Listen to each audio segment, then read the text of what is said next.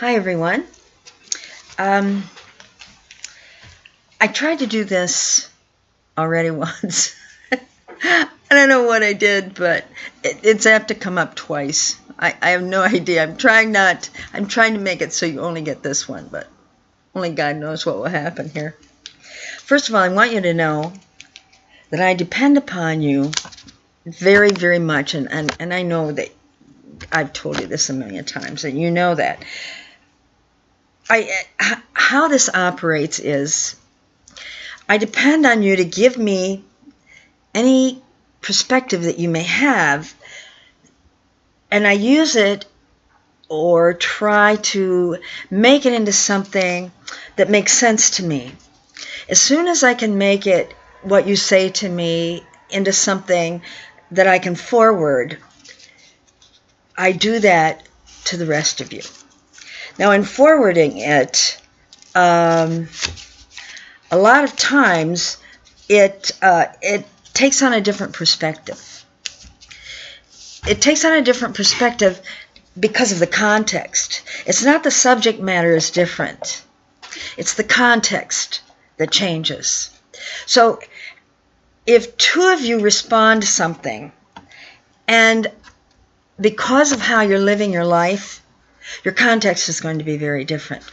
So if what I try to do then, I don't forward those two separate incidents on the same subject. I try to combine them. And then in combining them, I can forward that. And whoever observes that, hopefully what they're living and going through, it will also make sense to them. Now, if it doesn't make sense, and I'm sure that happens plenty of times, if it doesn't make sense, what has to happen then is there has to be that same interpretation redone in a different context. The classic example that I have is the time when I had difficulty understanding the Word made flesh. Actually, it was an understanding in the fact that Jesus was infinite. That was my problem. And so I went to one of my friends who I knew didn't have this problem, and I asked her to give to me what I knew, whatever her perspective was. When she told me how she was seeing that, I still didn't get it. And I didn't get it because the context that she was telling me it didn't change anything, any situation or any perspective I was already having. So I had to re-say it. So then she gave it back to me, and she may have changed a word or two, I don't know. But the context was still basically the same. So I still wasn't able to fit it into a different image. So it took her 3 or 4 times, and finally she said some key little word that made it all different. Well, she didn't change what she was telling me. All those times she said it. She never changed what she was telling me. What she changed was, she changed the context. So that's what happens with the information that you give to me. So when I pass on information to all the rest of you, I'm very aware of that it's going to be often that several or some of you, the context is going to be irrelevant. So there are many, many times when I'm repetitive. In other words, it's kind of like Teresa of Avila when she said that she tends to be like a little parrot, and she re-parrots the same information, but she does it in a different context. And all of the nuns, because they lived their lives differently, their understanding then would be taken from that new context that Teresa would give them. So, yes, I also parrot a lot of different situations. And when I do that, I'm just basically repeating the same information. Hopefully I can change the context for you so that somebody will get some information that previously they didn't get. But that's really the goal. That's my position here. So I take what you give me. So that's very important that you do that. If I lose you, the rest of us lose you. It behooves me. If I cannot take what you have and make it understandable, we all have lost you.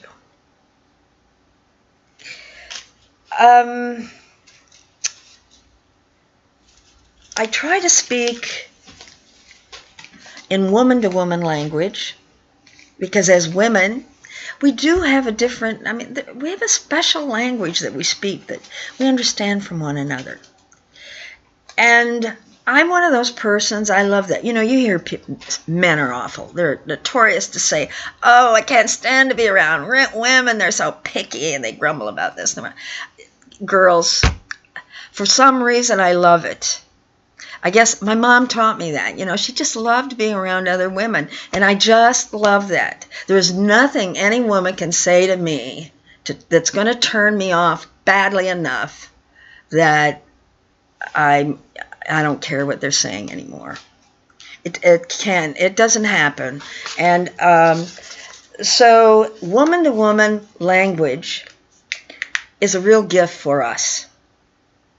And so use it all you want. Also, okay, wait a minute. You have to hang on with me here because I'm using my little cheat sheets and there's a lot of different information. Yesterday I went to Michigan Charismatic Conference. I always have an itchy ear, so I noticed that it shows up a lot, but I have an itchy ear. The conference, again, is a matter of context. A lot of the things I said were the same kind of things, only it was a totally new context. So it made it repeatable again in a different way. So there are some things that if a person didn't get in the way we are living our lives now, that may have the secret. I also found that because I'm really a very ignorant person, and because of that, then I take what you give me from your lives and how you live your lives, and I take that to Father Don. And this is where he fits into this. I take what you tell me, because this is life. We live real life. We're lay people. We're living out real life. So I take it to Father and I say, okay, this is what's happening. What's the name for this in church theology? My husband calls this churchese. He can call it nuts. It's fine with me. So what if it's churchese? If I have it wrong when I give it to Father and he gives me back something in churchese language, and it doesn't really respond or apply exactly to what I've been told, because somehow I've misinterpreted it, which is common. That's very likely. It's not really a bad deal, because now we have a new word. Now we have something new that we didn't really know before. because it's a new perspective. It's a new, something new we have to think about it. And so now we have a new challenge that may really not have anything to do with what initially we thought we were laying in his lap. So it makes us more universal. That's part of this whole broadening thing that we talk about. It also then, hang on, I'm on the next sheet, just a minute. The nomenclature that Father gives to me, when I say nomenclature, I mean the names of things that he gives to me, are important because most of the time, I don't know that stuff. I'm not kidding when I say that I'm ignorant. I do not know what he gives to me. If I already knew it, I wouldn't need him. So I go to him with all of this. He gives it to me back. Then I have to filter it down again from what he tells me using churchese. And I filter it down into words that are applicable to use to ordinary people so that we can understand the church.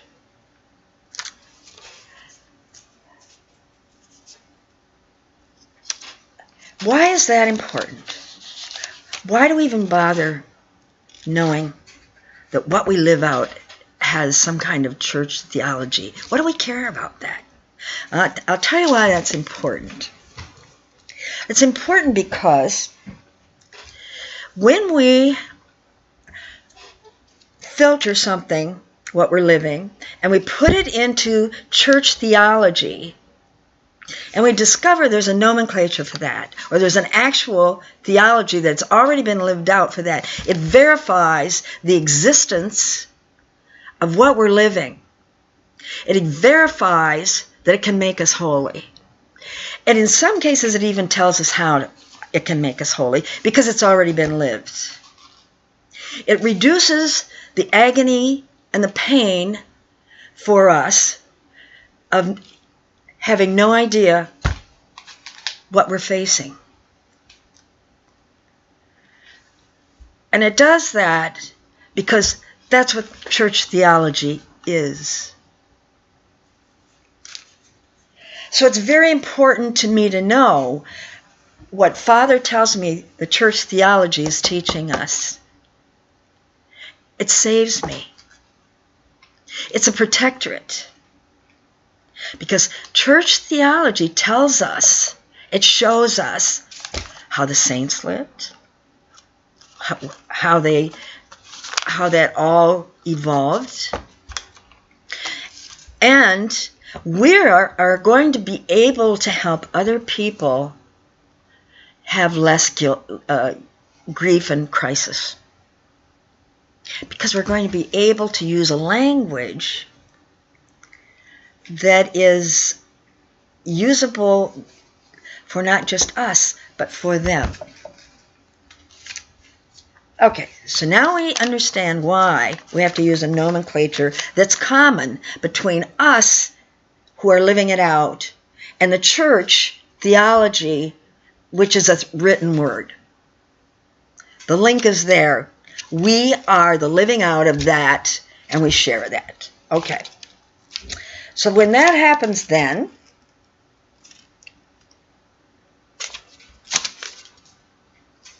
I'm going to give you an example of this, a word that Father told me. I asked Father, you know how the church teaches us, I mean, we hear this about the Blessed Mother was born without original sin. Okay, she was born without original sin. Adam and Eve were also born without, or created. They weren't born, but created without original sin. Very interesting. Responses were very different between the two of those. we interpret, because the Blessed Mother was born without original sin, we interpret that to be why she could not say no to God. That's how we interpret that. But isn't that interesting? Adam and Eve didn't have any trouble saying no to God. So what was the difference? There was something else going on. So I said to Father, okay, don't just tell me that original sin is what the nomenclature is here that was the divider and how that played out. And this is what Father told me. There's another word that we never hear about. We don't hear about it because most of us don't care. It's a word, and it's like it's spelled Prevenient.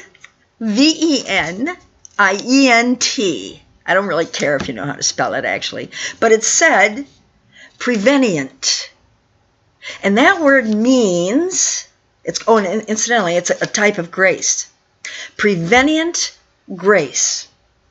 And we all have it at a little bit of a level, but respond to it differently.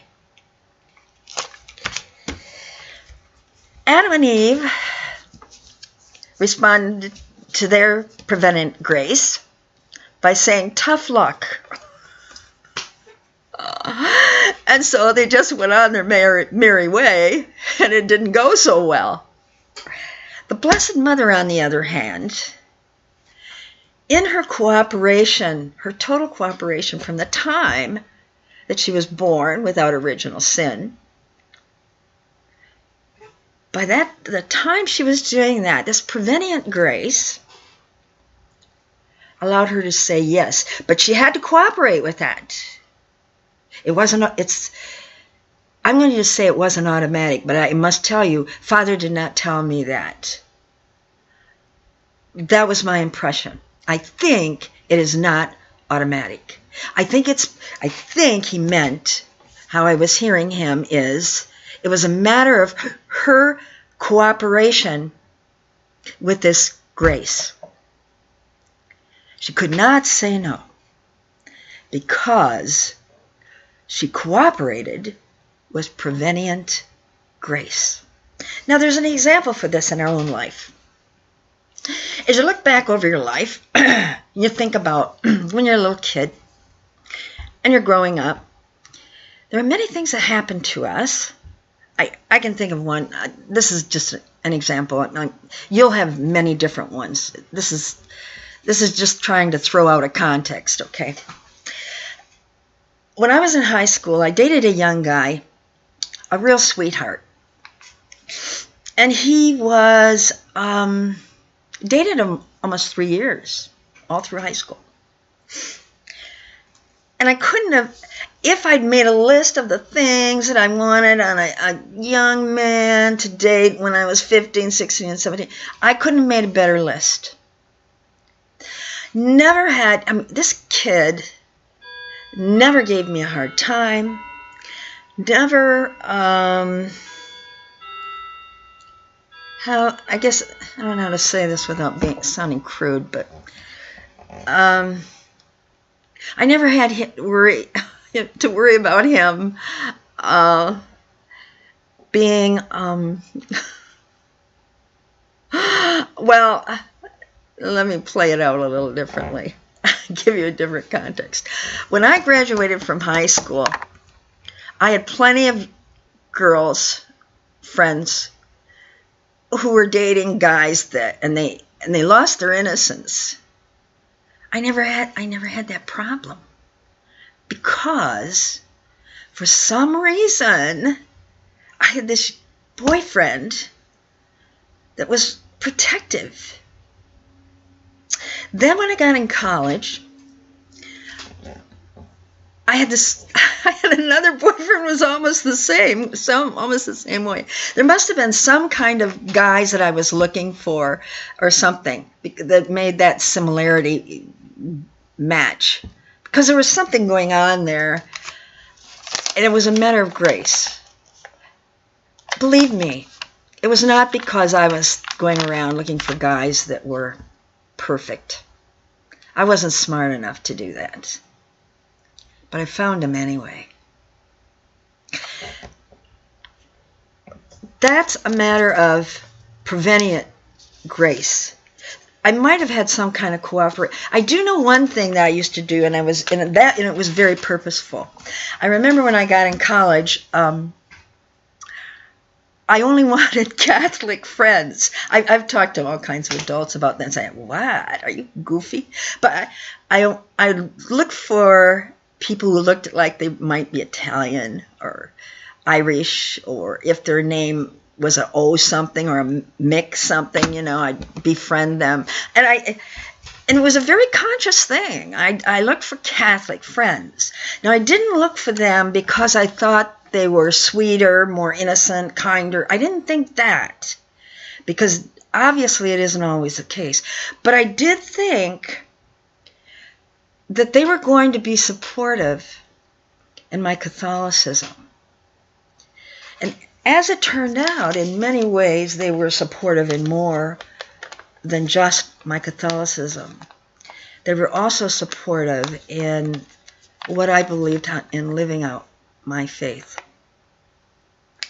Now, I'm sure everyone has incidents you can reflect upon. You can say, yeah, what happened? How did that work out so well?